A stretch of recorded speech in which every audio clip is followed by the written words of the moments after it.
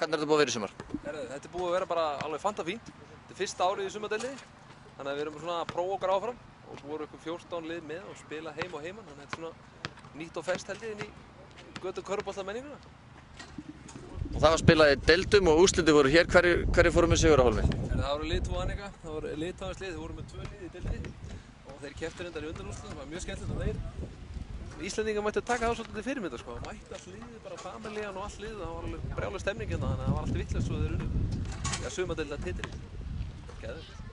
Hvað voru margir að taka þátt? Hvað voru mörg lið og margir iðkendur í allt? Það voru ykkur 13-14 lið til að byrja með og svo duttu nú nokkuð lið, já 14 lið til að byrja með, það er búið að staðfesta og hérna í 2 riðlum og svo var spilað eins og ég segi heim og heiman og menn voru svona bara í sambandi því það er alltaf bara aðsvota íslensku veðri og svona að spila.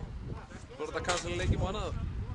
Þannig að þetta voru já, 14 lið og 4-6 í liði og þælfín.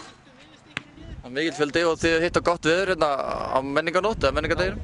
Heldur betur, sól og það er alltaf gott veður hérna, þannig að það er spurning kannski að fara að pressa okkur að menn á háum stöðum að fara að setja alvöru völl hérna með alvöru körfum. Litaðan tók alla aðra hérna í raskati þegar þetta er heimavöllur og þeir eru búin að æfa sig hérna. Gjöf svolítið kafsild okkur hinnum. Það er ekki fallið. En svona er þetta. Þú ert uppáhaldsmaðurinn að þessu, er það ekki rétt? Hvernig kviknaði hugmyndin? Þetta var nú bara hugmynd, svo fór ég og ræddi við hérna Stebba og Gitta KKÍ og þeir tóku svona voða vel í þetta þar og hérna þannig að við svona 3 búin að keyra þetta bara áfram og svona þeir eiginlega í restina, verð ég að segja.